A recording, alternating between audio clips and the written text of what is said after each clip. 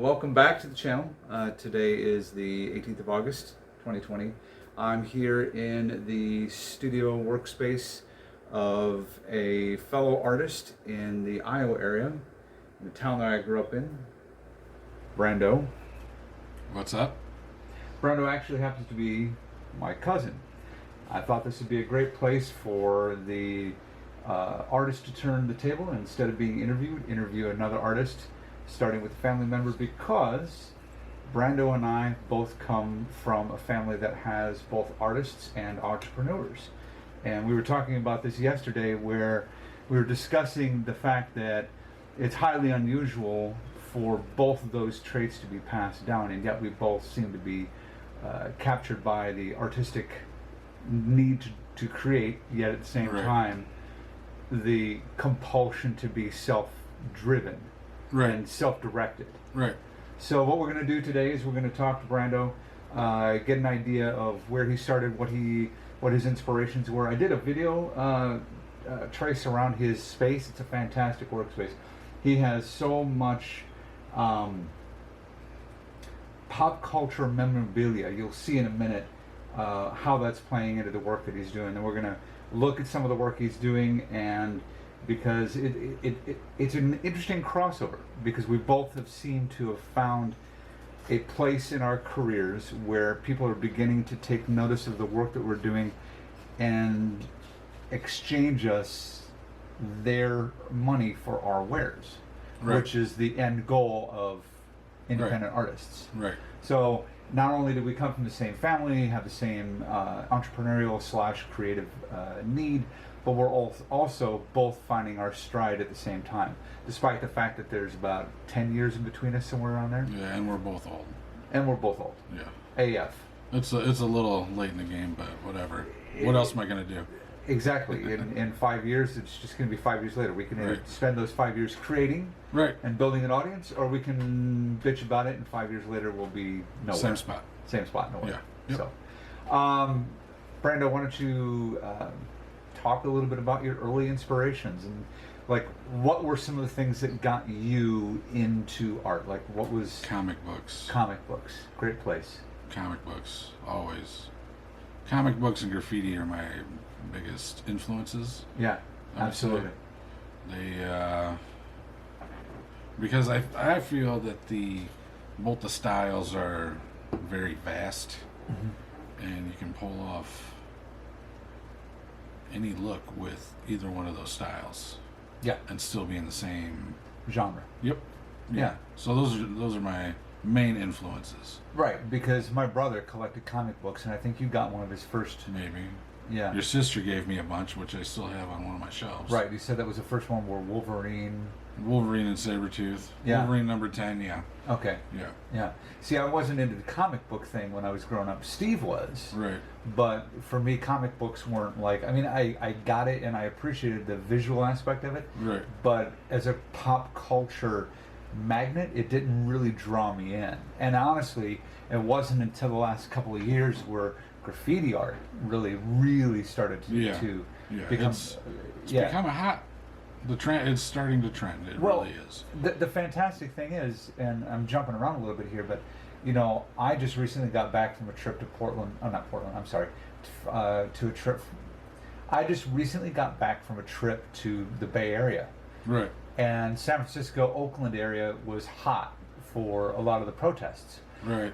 Well, Oakland, and everything was shut down, so we almost had like a free reign of the city. We could just walk around empty streets. Oakland has a huge number, and I showed you some of those images of the wall art, the murals, because the climate is so dry and arid there that it rarely rains. It's only 2 months a year it rains. So these murals that are 5, 6, 8 stories high are just as good today as they were 30 years ago. And sometimes those are vinyl wraps, and you don't even realize it. Really? Really. That's phenomenal. Well, the other thing is that, and this is what I really found fascinating, was that, you know, you had all these sanctioned murals, right? Because the owners of the building or the city would say, hey, we want a mural. A local prominent mural artist would bid for the job, and he'd have a team of people erect the mural, and it would stay for 2-3 generations. On top of that, then you also had the protest art. which Right. all the business owners put these 4x8 sheets at 3/4 ply so their windows would Right. get smashed out, and all these graffiti artists came along and said, "Hey, free canvas." Oh yeah. It was phenomenal. Yeah. Graffiti. My influence from graffiti comes when we lived in L.A. in the late '80s. So talk about that. So you were a young kid. I remember when We you were moved around. out there in '86. I was like third grade. Yeah. So I was like 8, 9. Yeah. Somewhere, yeah, I was 8 or 9, and we moved to Venice area, Okay. and basically it was that was Dogtown. That's where we lived, was Dogtown, and that was where skateboarding birthed, like the Zephyr Boys. Yeah. Yeah. Like skateboarding birthed there, and then when I lived there, actually, the Tony Hawk Bones Brigade era was going on. I didn't even know it. You know what I mean? So, like, it was, there was a lot of graffiti. The urban landscape. I don't know, man. It just kind of stuck with me. I have a love for the culture, the urban city culture, and even the gang graffiti and stuff like that. Yeah. Just the TV show Gangland. Seen it all. I love that show. Yeah. I just, for some reason, just from going to school in the late '80s, that's it stuck with me. So the graffiti style, definitely, you can see it in my art. Yeah. Especially my personal stuff. And we'll see that in a second, in a Right. minute. But then you also got into tattoo. Now, I mean, you have a Right. couple of tattoos, but you also have a friend who's a brilliant tattoo Yeah, artist. phenomenal. And we'll put up a couple. We get permission from him, but if he Yeah, gives he us won't care. permission, He won't we'll put up a couple images of his work.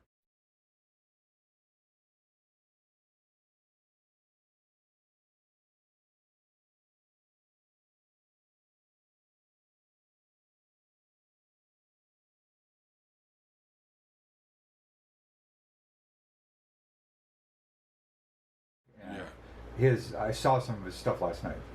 Blew my mind. I mean, I'm more of a fine artist, Right. but I mean, I appreciate these things because stylistically, they're not things that I'm predisposed to do. Right. But I still have a profound appreciation for it. Well, yeah. Everybody's looks at everything differently. Yeah. And his realism is. Well, like we talked about, he does fantasy so well. Yeah, he's phenomenal at it. And to do it on skin. Yeah. He's I mean, I tattooed. He started tattooing in, his house on me and some of our buddies.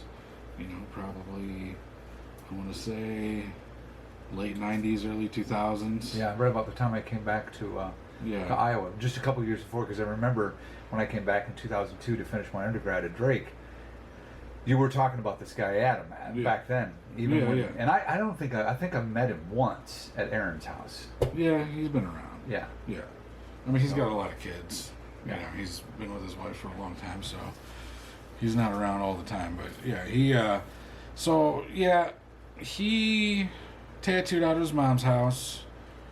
I was in graphic design school locally here in town, and that was like early graphic design school, like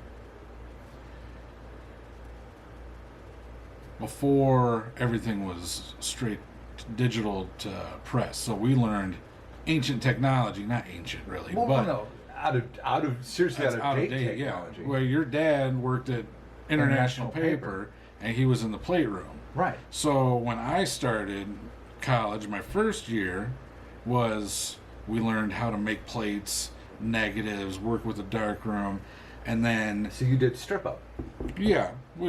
made imposition stuff like that, with acetate and razor blades and taking photos of stuff and all that, so you can make plates for the printing press because everything was CMYK, and that's how basically how they still print newspaper is how everything used to run. Right. Well, then the next year everything was digital. That was They got the rid of transition. that was the transition. And everything was Mac. Did you use Mac? I learned on Mac, and I'm still not a fan of Mac to this day. Well, honestly. I don't think I have a single Apple product. I not one. Yeah. Not one. Yeah. I don't. There was always problems in the Mac lab, but to each their own. People like Mac, but at the time, the high-end Mac was a G5, Okay. and it was $5,000. Yeah. And there's no way that I could have afforded that coming out of college. Right. But anyway, coming out of college, then I decided I wanted to tattoo. So I started hanging out at the tattoo shop more. So let's take a second and talk about, like, we were talking about this the other day, how as artists there's an inherent appreciation of line and shape and contour and color. Right. And it is like just atavistic, it's in our bones. Right. So talk to me about how like tattooing started to open that door for you for your own personal expression, and what some of those early experiences were like for you. Tattoo was just about art. It was just me and my buddy Adam. Like, we would draw all the time together. We'd just hang out and just draw. Drawing just anything all the time. That's how we really connected. And him just tattooing made me want to tattoo. I wanted to see if I could do it. Okay. And when my last semester of graphic design school, I had to get a internship, job, and I got on at a just starting graphic or screen printing shop. Okay. And that's where my love for Corel Draw, or use for Corel Draw, came into effect. That's because Corel Draw is a industry standard for screen printing. A lot of screen printers use Corel Draw. Do they still use that? Yeah, oh yeah. Okay. Yeah, I know. Like AdCraft, they use Corel Draw, which is a local screen printer, but they're big time. They do Iowa Hawkeye stuff. They do their bowl game uniforms and stuff like that. They're a huge company now, but they use Corel Draw. So I don't use industry standard stuff in my design work, but I've taught myself how to adapt and overcome, man. Yeah. Yeah. Adapt and overcome. So some of those early experiences, what was that like for you? Finally having a tool or a mechanism through which you could explore something that was yours and yours alone. What was that like? It was fun. I loved it. I spent all my time doing it. There was a portion of my life where I took like 8 years of just fine tuning and learning business tactics and just learning. Consuming knowledge was a big part of my life, and I love it. I pushed myself as hard as I could, taught myself how to do websites just out of necessity.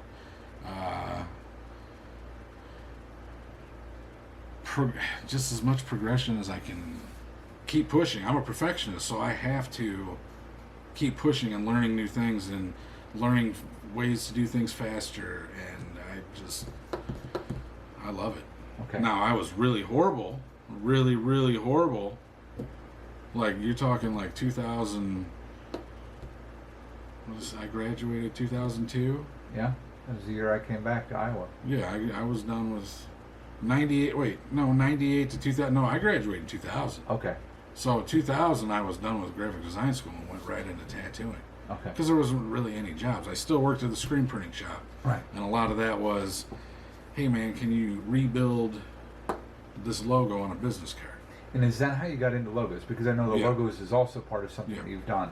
Yeah. And that's where you got into it. That's where I learned the basics of the point-click mouse building vector program. Okay.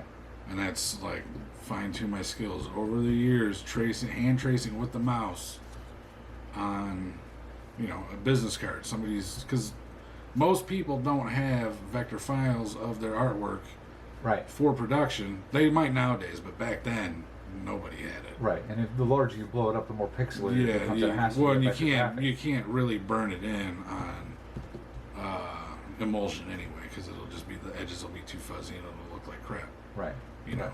Which gets to the point. I mean, and this is neither here nor there, but most people really have no clue about how much work goes into good design. I mean, and I think this is one of those things that holds true with a lot of industries, where the more effortless you can make it look, the more work went into it. Right. Yeah. I'm 20 years ago. I've been doing this 20 years, so 15 years ago, it would take me a week to do a logo. And you were just saying the other day, you got it down to from 1 week down to a day. Yeah, I can get it done in a day. Yeah.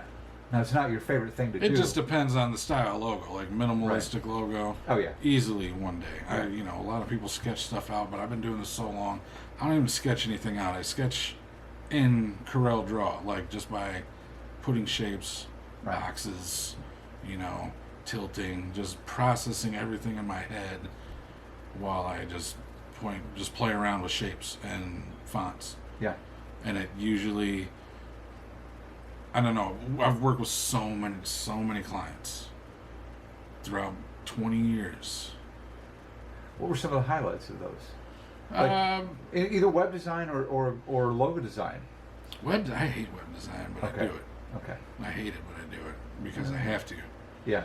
But and now that WordPress and the page builders that WordPress uses now, it makes it really easy. So now it's just kind of, I can flow through it really well. I'm sorry, I forgot the question. Oh, talk to me about some of the highlights. Oh yeah, Mac Lethal, good. He's a Yeah, I took a picture of that. Yeah. I'll put it up there. yeah. I have. I can actually, give you files what they look like mocked up on T-shirts and stuff. I just printed those off so I can get signatures from him. Okay. He was at a show. He's a YouTube rapper. Okay. More than a YouTube rapper. He's a rapper, but he's super fast. Okay. And I've actually been a fan before. I got commissioned to do some work for him. One of my buddies tagged me in a Facebook post when he was looking for art, and then I just messaged him my website, upsidedownOwl.com, and he commented back and said he wanted to work with me, and we've done I want to say 3 t-shirt designs. Crazy ideas. That dude had the craziest ideas. Really hard To visualize, to put into concept. to execute. Yeah. To execute, and super short timelines. Ah. Super short timelines. Like, Wow. not intentional, I don't think, but you know how artists are. Some artists are all over the place, Yeah. and they finally get to a point where they're like, okay, I need it, and I need it right now. And Right. I have a lot of clients like that where it's like, can you get this to me in an hour? Which generally, that mermaid shirt, I worked on that 17 hours straight in a 24-hour period To get it to the deadline. to get it to the deadline. Yeah. And that was not even that long ago. That was like 3 years ago, 2 years ago. Yeah. Which brings up, as a freelance artist, somebody who's like, I'd rather take the ups and the downs than to. Oh, hell yeah. Yeah. Yeah. I mean, I'd rather live in a box than work at a factory. Word. I can't, dude. No, I can't. I'm I have. 43. I have. And It's gotten close. It's gotten close, man. But you just got to keep pushing. You do. I mean, You got to keep That's the entrepreneurial aspect of the Price side. Our 2 uncles, and my father, he had that entrepreneurial spirit, but he couldn't get out of his own damn way. That's And the trick. I'm trying to get out of my own damn way. Now I don't have the issues that he had, but I have laziness that I have to fight off. You know what I mean? And just blocks. Creative blocks are the worst. They are the worst. I had one recently on a sculpture commission I had, and I realized it was tied to something that was a conflict between the person who established the commission Yeah. and myself, and I basically had to tell them that this is the way it was going to be, or I was going to return their money. You have to. Yeah. And then as soon as I did that, I finished the piece. Yeah, the tattoo artist that we talked to, or we're talking about, Adam, Yeah. he got to a point where he doesn't do lettering anymore. He said, I'm not doing it. Yeah. Don't ask me. This is what I want to do. This is what I'm good at. This and so this is a really interesting point, because I think this is where people call artists arrogant, but I think that there's something It's pretty not. intrinsic that we understand that most people don't, Right. and that is money is cheap, Yeah. right? And so let me back up for a second. I don't know if you and I have ever talked about this, but this is central to what we're talking about right now. When I was in my undergrad, 'cause I went back to finish my undergrad when I was like 32 years old. Right. Right. So I'd left college, and then I went back in 2002, came back, I should say, to Iowa to finish my undergrad, and I was like 32, 33 years old. And during that time, one of my drawing professors, because I was in graphic design program, Right. I didn't like it. Right. And then I left, and when I came back, I said, screw graphic design, I'm not going to be very good at it. I recognize that limitation. Let me do fine art. Right. So I took drawing, and my drawing professor said, do you know what style is? I said, I've never been asked that question. What is style? He said, style is one person's unique set Yep. of flaws and fallibilities made manifest in whatever medium they use. Because if we're all perfect, everything would be a photograph and every sculpture would be an exact Right. copy. That's boring. And that's exactly the point. That's So boring. when you say, I love a person's style, what you're saying is, I love their idiosyncrasies. Yep. Yep. So the reality is, and this is what is confused as being arrogant or perceived as being egotistical. We, I think inherently, whether we verbalize it or not, recognize that while we're alive, that style will exist. And as soon as we're gone, that will never exist again in history. Yeah. No, that's not true though. I definitely believe that. That our Your style is Because- specific to you. The style specific to me will never exist again.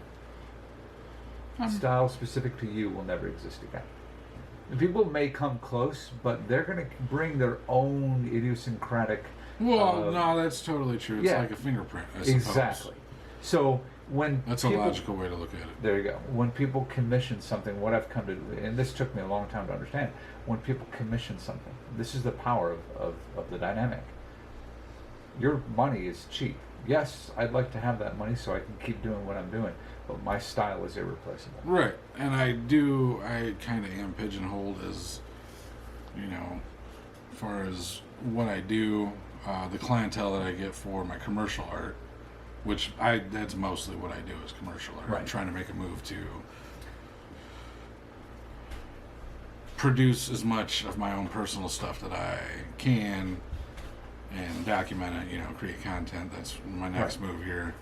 But commercial art, I definitely do have a clientele, and a lot of it is like Brazilian Jiu-Jitsu, because I know a guy that owns a school that I did a lot of stuff for, and then people started seeing all that stuff. So I've done UFC fighter shirts, T-shirts are like one of my big Sellers.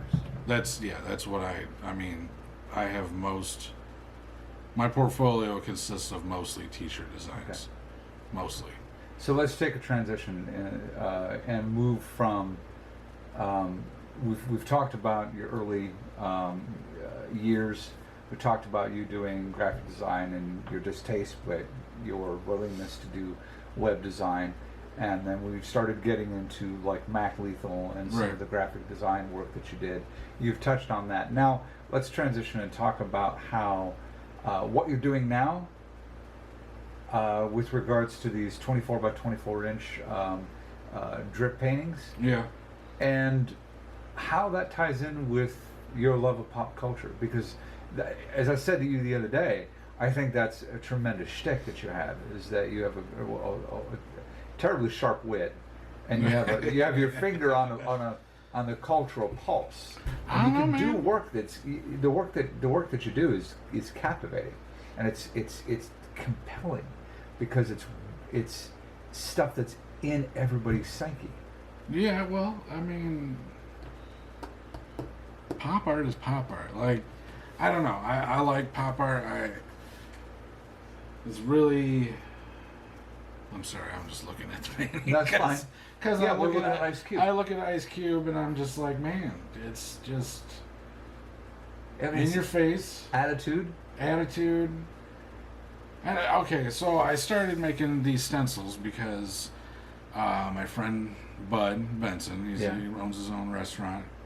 He was just opening up his new one, and he wanted me to. Right when COVID hit. Yeah, right. This was like, yeah, right when COVID. When was that?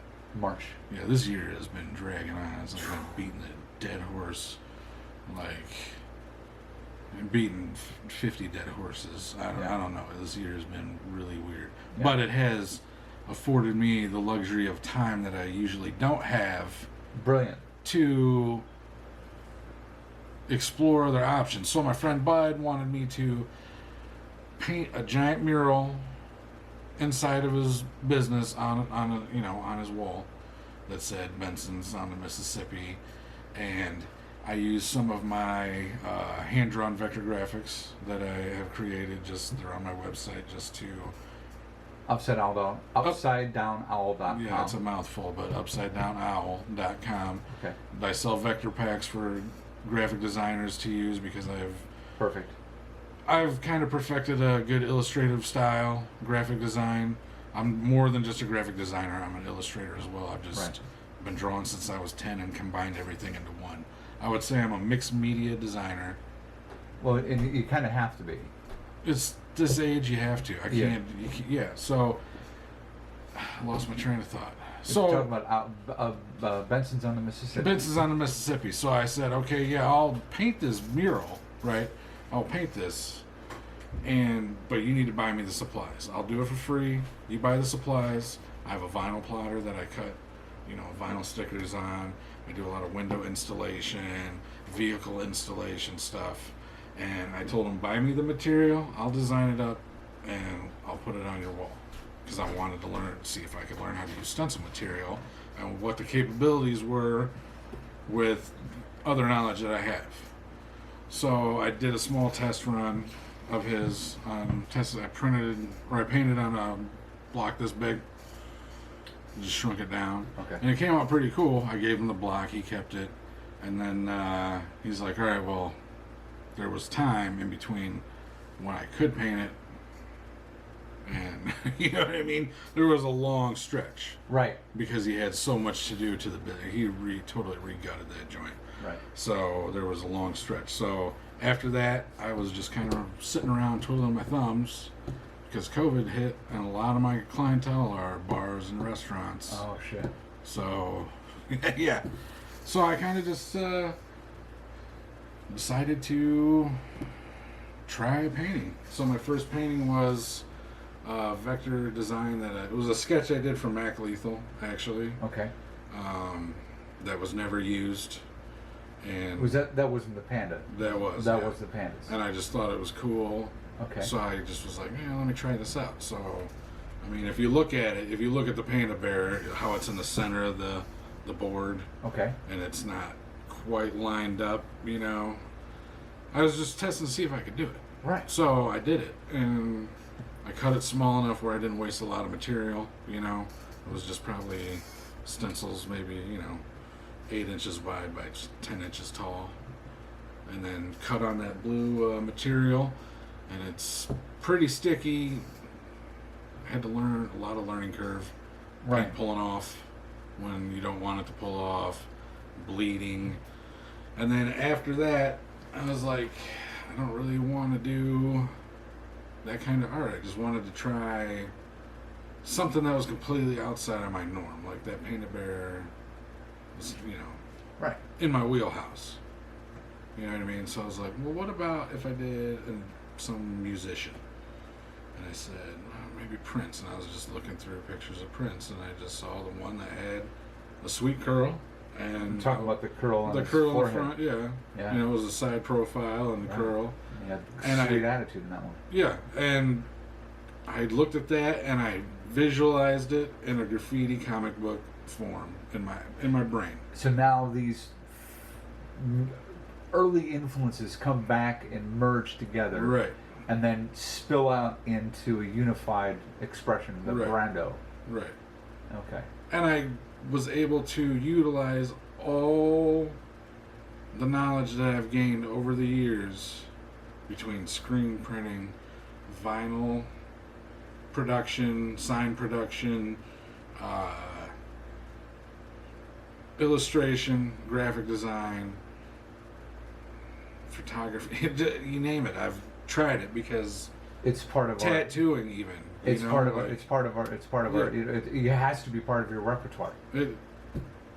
It's just living life as an artist is definitely constant learning. Dipping your You hand just in look the- into this timeline and you look at that's when I learned this, that's when I learned this, and that's when I learned this, and it just progresses. And I don't know, man. I don't miss being young because I was an idiot and I wasted a lot of time. You know what I mean? Yeah. If I could go back to when I was 14 and said, "Listen, asshole, get it together." You Stop. gotta- Yeah, but also, dude, that's also where a lot of my pop culture comes from because I watched a shit ton of movies. Well, and we went Sorry through. for the swearing. No, that's all right. We went through. I did a sweep and I didn't even capture 10%. Dude, it's too much. It's and I think that's a really important recognition, self-recognition, is to say that while I would have liked to have been farther along down Right. this road, Right. there's not a single wasted experience. No, there isn't because I've seen so many movies multiple times. I mean, ask me how many times I've seen V for Vendetta. I couldn't even count it. Or Ghostbusters, the original. Ghostbusters, dude. Yeah. I can't even count And it. that's technically that's a terrible movie. Technically, but it's It's not. a brilliant piece It's of. not. It's a brilliant because piece of. it's. I mean, they Dude, had the to do it. '80s were different, man. I know they had to do it on such a short I time was- frame and a tight budget, Yeah, and and I was actually friends with the guy that designed the No Ghost logo on Facebook. I never met him personally, but we had talked a few times.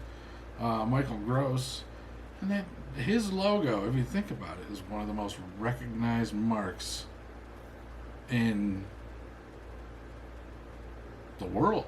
yeah. Then that's And a he was a producer on it. He also did Heavy Metal Magazine, the Heavy Metal movie. But I did a earlier in my probably say when I started Upside Down Owl, my business.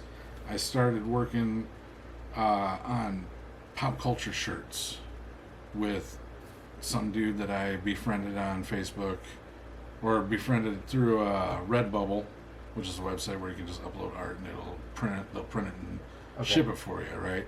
And this is like when this whole pop culture, this is right before this huge pop culture explosion, daily t-shirt sites where you can find anything and everything about any property that you might be interested in, whether it be The Office or this, or you get what I'm saying, Right. Parks and Rec, all that jazz. So I did a Mood Slime shirt. Yeah. It was for Ghostbusters 2, and I took a lot of reference from Ghostbusters 2, and it said, Spangler and Stance's psychomagnetheric mood slime, and it was all looked like an old Mrs. Winslow art, or Mrs. Winslow like turn of the century medicine label. I tried. That was so I could do so much better now, but he saw it and he commented on it, and then I found out who he was, and he was Michael Gross, a dude that, he helped create the Terror Dogs, dude. He's a pretty heavy hitter. You know what I'm saying? Yeah. And when he was like, "Oh, I love this shirt," it was like an ego boost a little bit. You know what I mean? I was like, "Oh shit, I'm doing work that's getting recognized." And I look at that thing now, and I've changed 50 things just to make it better. Yeah. But it's too late. I'm past that. I don't need to change stuff that I've already done. I just need to move forward. So I'm making a point on this pop culture thing because that time frame, there was a huge surge in artists doing pop culture t-shirts and mashup t-shirts. And I had worked with one of my buddies, and we did some stuff with tfury.com. And we did some spaceship shirts, and it made me a little bit of money, but I kind of wanted to get away from it because it's not my... I don't own Darth Vader. I'm not trying to... I don't know. They started sending out DMC letters, the DMCA, whatever the letter is, cease and desist. Right. You know what I mean? Like I had a bunch of stuff pulled off my Redbubble, and I don't think there's hardly anything on there now. Right. And So I was never good enough with the mashup ideas either. Like I could never come up with the mixing Darth Vader with Pee Wee Herman and making it work. I could never do it. Right, but that brings up an interesting point, because when I did the Chewbacca piece, I did some research on what's legal, and obviously Parody is legal. correct. So if you make something, and that's what I had to do, is with that Chewbacca piece, which was a really good piece. I should have cast it. Right. I didn't. Well, it's not technically true. I've got a portion of it cast. Right. But what I should have done was, because I called that piece Blind Allegiance, right? Talking about how Chewbacca never really had a backstory until everything came out. Never even got a medal. Never even got a medal. Yeah. Episode 4. Never even got a medal. Got dicked. So I ended up hollowing out his eyes. Yeah. And keeping the eyelids and keeping that looking like there were eyes right there. But that was a parody, and I could get away with that. Right. So that opens up the door for a tremendous amount of latitude for using things. And now, using property, you mentioned Darth Vader, as part of your repertoire is a lot different than using pop culture icons like the ones that you're doing now, because those people, when you are a public persona and you appear in the public domain, there's no copyright. Fair game, baby. Yeah. Fair game. Fair game. And I'm not even worried about that. Honestly. Right. I'm not doing these. I'm doing these for me. Right. So, but let's talk about that for a second. Let me grab the camera. Let me grab one of the cameras, and we'll go over. And let's wrap up with talking about this, because I think this is a great segue. How all this stuff came together, coalesced, and you have this watershed moment where you had time due to COVID-19. COVID, baby. And all of a sudden it opened the things up for you. And this was your first real response from your public, where you put something out that was you, very much and so. the public said, hell yeah, I want that. Yeah, very much so. Now, great. Let me grab a camera. We're going to go over and let's talk about. Okay. So this is your, well, for lack of a better word, your vinyl portion of your studio, for lack of a better descriptor. Yeah, this is just this is where I put product. That's my product table. Okay. And so which one was your first one? The Pandas? Pandas was first. Okay. That was the first one. Learned a lot. Learned how to do it. And we talked about using 3 sides for registration purposes. Right. So on my next one, which was Prince, which is Prince. A sweet it turned out piece. really, really good. It was like almost like, like it was meant to be. Yeah. It just because of just the way it came out. Yeah. And totally. So I said, the easiest way to line up these stencils, because if you look, I have white on all 3 edges. Yeah, I got five stencils. I think that's a 5 stencil. Okay. And I use the white stencil on 3 edges. So every time I lay down, all I have to do is match up the outline. So every time, and there might be a slight variant, like 1/16 of an inch here and there, but you can't tell. Right. It's not. So then the next one after Prince was Kurt Cobain. Kurt Cobain. Which, I have to admit, at first I didn't recognize who he was, and then I had to remember. It's not my favorite one. No, but I think that people who are Kurt Cobain people will appreciate that. Yeah, it was mainly, I painted it for my daughter's birthday. Okay. My wife talked me into doing Kurt Cobain next, so I did. Okay. And whatever. I mean, I know people like Kurt Cobain, and I like that picture. I thought it was cool. I think I might.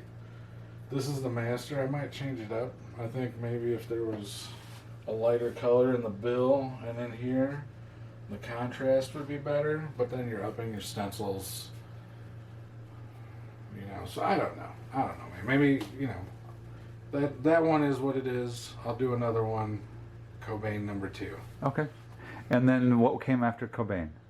Prison Mike Ice or Cube. Maryland Ice Cube? Ice Cube was the 3rd. Okay, that's pretty sick. That is by far my favorite one. He's such an iconic image. I mean, that is was that an image from around the time when No idea. okay. I just like the composition. I like to. I did Prince with no hands. It was just side profile. Right. Okay. Cobain had hands. I don't know. I like the hands. The hand in there. It was just the image I liked the most. Yeah. You know? Well, it also gets to a very, I mean, we were talking about self-fill versus blending last night, and this really has a definite comic book feel to it. I mean, because a lot of early comic books were self-filled. Yeah. Cell shading is my jam. Yeah. Yeah. I did it a lot in my vector work. If you look here, I did some mock-up sticker packs. For Upside Down Owl? For, product mock-ups. And I hand cut these out or whatever. But these are all cell shaded, but they don't really look it. Right. That's all cell shading in there. Yeah. So that's my jam. I don't really mess with gradients. I like the look of cell shading. It's definitely my favorite. Okay. And I feel like I'm pretty good at it. So after Ice Cube... Ice Cube was Prison Mike. Okay. And then... No. Yeah, it was Prison Mike. Marilyn Monroe was the last one I did. And that was when COVID kind of... started to break. Everybody started getting busy. I started doing more client stuff. And then I haven't painted one since. I have a bunch of sketches in the works. Okay. Probably 3 or 4. I have 1,000 ideas in my head. I've had a lot of people tell me what they want to see. A lot of the 27 Club. Yeah. The Janis Joplin, Jimi Hendrix, Jim Morrison. Yeah. Yeah. Well, I mean, and as an artist, you have to consider, you want to do stuff that works for you, but you also want to make it marketable. I mean, it's a tricky line to balance. Right. It's a tricky rope to walk. Right. And doing something that you can maintain your artistic integrity on, and yet still feel like you're reaching an audience that is going to help support you.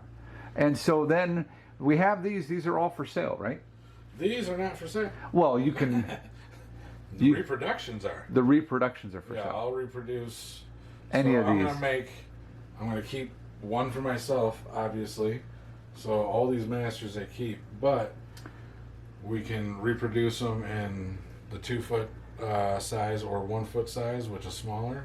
Okay. And my wife paints all the reproductions. I just cut the material on this. This is my stencil material here. Uh-huh. I can actually show you here. So before we go into the stencil material and everything, what are the prices for a 2-foot reproduction? I don't know. A 2-foot right now is $200 and a 1-foot is $100.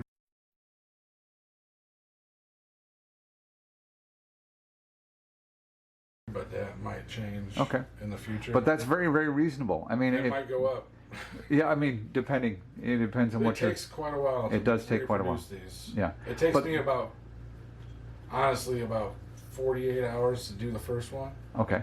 From start, like real start to real finish. Right. It's from blank MDF board. No, from computer to finish. Okay.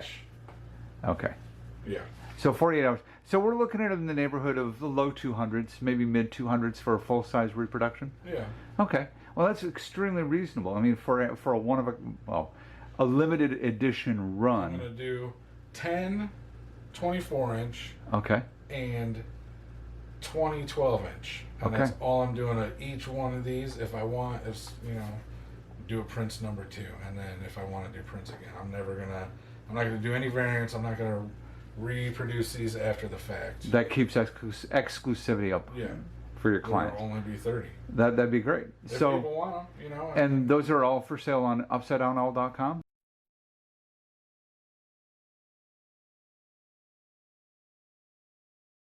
I'm putting a lot of things into motion. I'm putting a lot of things into motion. And then the last thing we should talk about is you're starting a YouTube channel coming up here in the next period of time.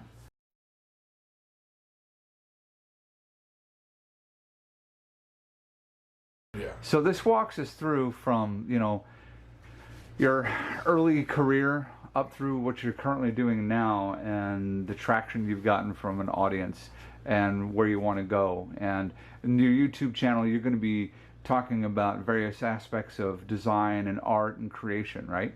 Correct. Yeah. Yeah, well, not too much. Maybe design, but not really. I'm Okay. not going to focus on client stuff.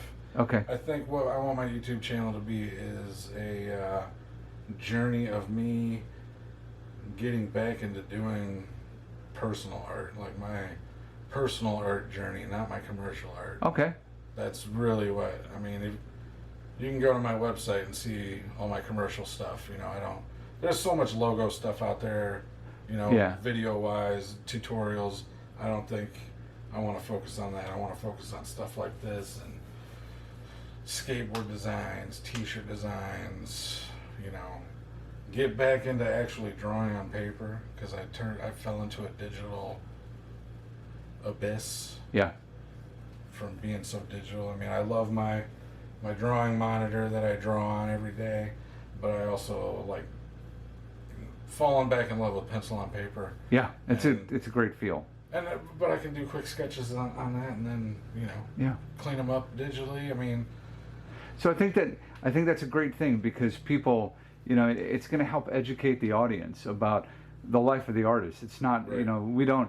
It's a really, really difficult, challenging thing. One of the things that I hear a lot is, "Oh, you must be lucky to do the thing you love to do." It's like, well, if you understood, you'd realize how much torment there really is. oh, dude. Yeah, it's a painful journey, It's- and you have to be a bit of a warrior to muscle through it. It's like, I mean, I hustle any kind of art I can. Yeah. Any kind I can. Anything that will put food in my kids. you Bellies. know? Yeah, they're growing bellies. I mean, anything that pays the bills. Like, Yeah. you have to. You have to. And, yeah, it is what it is. Yeah, so I think that'll be great. People will watch the evolution. I'm really looking forward to it. Yeah. Looking forward to doing my thing. Yeah. You know, and if the country ever opens back up, I want to start doing conventions with my buddy Adam. And that's I where you're want to gonna tag along and take bring these with. stencils. Me and the wife were talking about painting, pre-painting 12-inch ones because we can take a lot of those. Huge amount So of if those. we have, 3, 10 4. of each of 20 Dude. different paintings. That pays for your convention and puts bread in the Yeah, I mean, family's belly so- for a month. And I'll film that whole journey, man. There, 'cause there you this go. is- This is And what I that's- want to do. Absolutely. Well, listen, I really want to thank you for taking time today. You got it, dude. All right. Here, do me a favor. Just film that. So, thanks for watching. We're down here in Brando's studio. I love his work. He does stuff that it's just not up my alley, but I have a great appreciation for. And I've watched him grow, from a kid all the way up. And when we started doing the art thing, and I had no idea this was in his future. And it's kind of blown me away. And he's bringing all these things together into his new expression. And I'm excited for this next chapter. So I'm going to put up his YouTube channel and his website and the links in the description below. But thanks for watching, and be sure to like, subscribe, and share. That's how small channels grow. And until next time, be well, be good to each other, be productive.